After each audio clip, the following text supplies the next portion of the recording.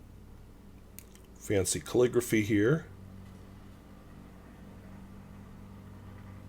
Somebody's name, I can't really read it. Just a beautiful finish. You know, it's aged a bit. I imagine it was brighter at one time. There was a latex sac in here, and with especially green pens, well, several different celluloids. As the sac off-gasses as it ages, it darkens the celluloid.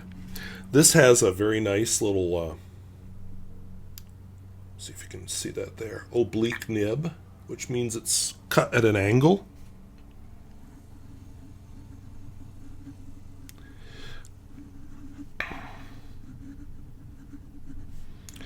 This ink is almost gone.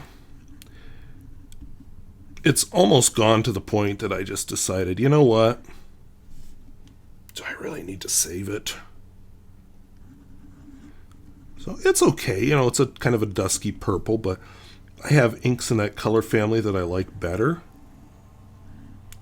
So I guess it didn't bother me setting it aside. I could probably fill maybe one more pen with it. But it was hard enough filling this pen. So what I think I'm going to do is when this pen runs dry, I will refill it in the ink miser with that same bottle, and that should use up what I've got. So those are the pens and inks I've been using this week. I really hate this tripod because I'm looking down on it, so it makes everything down here look big and everything up here looks small. My head keeps going out of frame, but anyway, I'll bring out a real tripod next time. So anyway, I had a big list of topics. This morning I was kind of writing up my pens in use script. When I got to my fourth sheet of paper, I remembered something I'd promised a while back with my pens in use videos, that I wasn't going to delve too deep into anything in them. So I think I've got a driving video made. So I'm just going to lightly gloss over each topic, but I will leave the links in place because who knows when I'll get to the driving video. It's nice out. Being indoors isn't as much fun. I've got a horn. There. Oops, no, it's still there. Well, we'll just live with the horn. Okay. So anyway, a couple of things I wanted to bring up. First of all, I did, I've done this every year for the past several years, where I arrange my pens into a rainbow. So of course I do that for June, which is Pride Month. I'm not going to delve too deeply into that right now, but you know, the short version is, killed another mosquito as we talk about love. The short version of that is, I'm a believer in tolerance, love, and acceptance, and you know, even if the thing isn't for me, that's what that's really all about. You know, for a group that is still marginalized in a lot of sectors of the United States. You know, when the time comes that they're not marginalized, these celebrations will disappear except as cultural relics. So that's why I do that every month, or sorry, every year. Do not do it every month. The other couple of topics I had, I really want to talk about an alien sighting in Las Vegas. We'll just leave it there. It's one of those topics that you just want to dig into, and like I said, pens in use I've been trying to keep light-ish. In other excitement, I got an interview with a furry down below. I've got a guy saying on the East Coast the smoke really isn't bad for you. Well, it is. And I do have sympathy for those of you on the East Coast. This was me right at the end of May.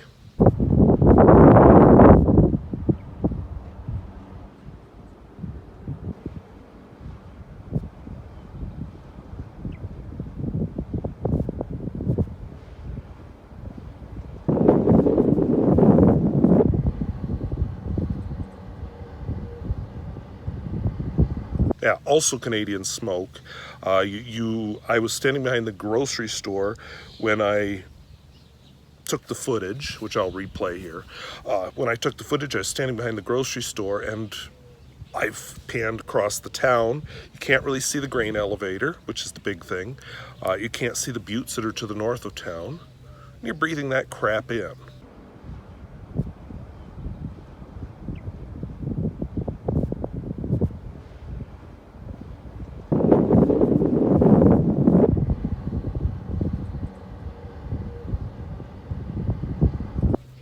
And I will just say that the guy saying it's not harmful,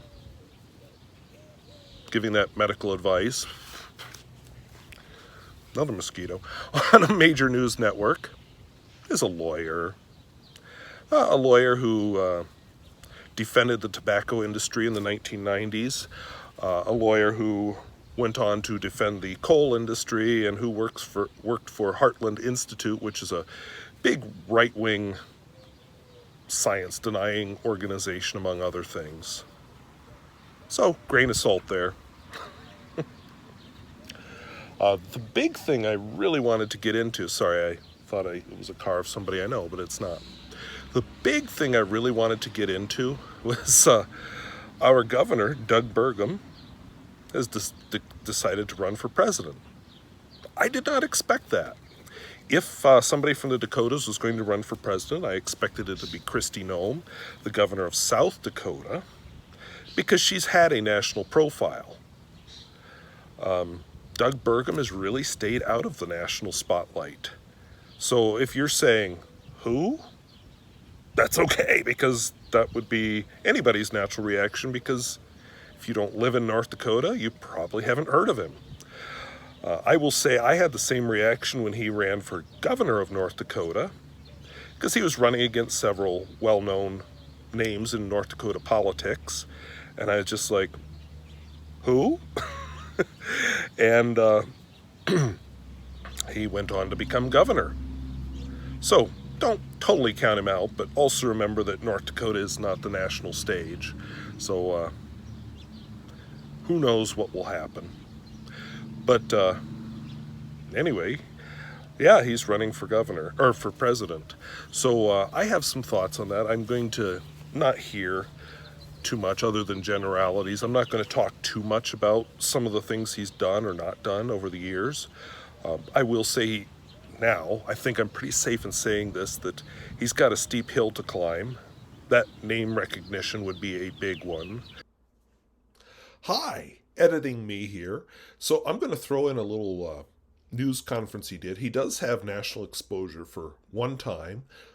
He talked about people who mask and don't mask, and this is about the time when there was a certain minority of the population who were like, no, nobody wears a mask, masks are evil. You know, that was all going on during the COVID thing, and he got quite emotional. So he does have this one national mention, which I don't know if this will serve him well nationally. Definitely will not serve him well in his party, but nationally, maybe. So let's take a look. And as we do that, again, in our state, there's no requirements regarding wearing masks, but and we're all in this together, and there's only one battle we're fighting, and that's the battle of the virus. I would really love to see in North Dakota that we could just skip this thing that other parts of the nation are going through, where they're creating a divide, either it's ideological or political or something, around mask versus no mask. This is I would say, senseless dividing line, and I would ask people to try to dial up your empathy and your understanding. If someone is wearing a mask, they're not doing it to represent what political party they're in or what candidates they support. They might be doing it because they've got a 5-year-old child who's been going through cancer treatments. They might have vulnerable adults in their life who are currently have COVID and they're fighting. And so again, I would just love to see our state, as part of being North Dakota smart, also be North Dakota kind, North Dakota empathetic, North Dakota understanding to do this thing. Because if somebody wants to wear a mask, there should be no mask shaming. You should look at them and say, that person's wearing a mask because for them, there's additional risk in their life. This is not a disease that spreads risk equally. if you're young and if you're healthy, and if you've had no underlying health conditions, you may feel, as a lot of young people do, that you're invulnerable to this. But there are many people, 20% of the population of our state of North Dakota, have a real reason to fear that catching this could lead to serious illness, long-term health effects, or even death. And so again, I ask people to respect that. And if you can't get there on masks, let's just go to another place, which is when we were kids, nobody wore bike helmets. And we transitioned into a world where when you see somebody wearing a bike helmet, you don't think that they're goofy or nerdy. You just think that the parents and the kids are being smart, because we know we can stop, senseless brain injury from simple accidents. And it used to be 50, 60 years ago, professional hockey players didn't wear helmets. Now they all do. And even in the last 5 years, there's some old bull riders that are still wearing their cowboy hat. But you see any young bull rider on the tour that is coming out of college, they're all wearing flak jackets and they're all wearing helmets. And they do that for a good reason, because they know that there's safety involved in that, and they're making a personal choice. It doesn't make them less of a bull rider, and they don't win any less money if they're wearing a helmet than if they're wearing a cowboy hat. But the other thing about this is people that might wear helmets for hockey or bikes or for bull riding, they don't wear them to bed. I mean, there's a time to wear a helmet, a time to not. And there's a time to wear a mask and a time to not. So if somebody wants to get out for the first time and go to a crowded restaurant and they're going to wear a mask when they're coming and going as part of that thing, we should welcome them and support them. And in businesses that want to provide masks for their customers, again, you'll be reaching a segment of the population that may feel comfortable going there. But let's again, if we in North Dakota can avoid the no mask divide, let's just focus on understanding what each individual might be going through. Okay? Another one in the Republican field, which of course is where he's running, there is one candidate that is way overshadowing the rest. And I don't know if any of them have much chance, unless that one candidate is no longer able to run in office, or something finally causes people to turn against that one candidate. So, would he be a bad president? No. Would he be my first choice? No. He's not as extreme as some of the other candidates who are running for president. I will say, here in North Dakota, he got saddled this last time, because our legislature meets every 2 years. This last time he got saddled with a lot of more extreme legislators that he had to deal with, so he, as a result, had a lot more extreme legislation to deal with. And one of the reasons I could not be a politician is you have to make these political calculations that, okay, I could totally stand on my principles and then I'll never get anything done, or sometimes I have to compromise and maybe even sign bills that I would rather veto. I saw him pass legislation that 2 years ago, when similar legislation came to his desk, he vetoed. Why? Because I think he knew his veto would get overridden.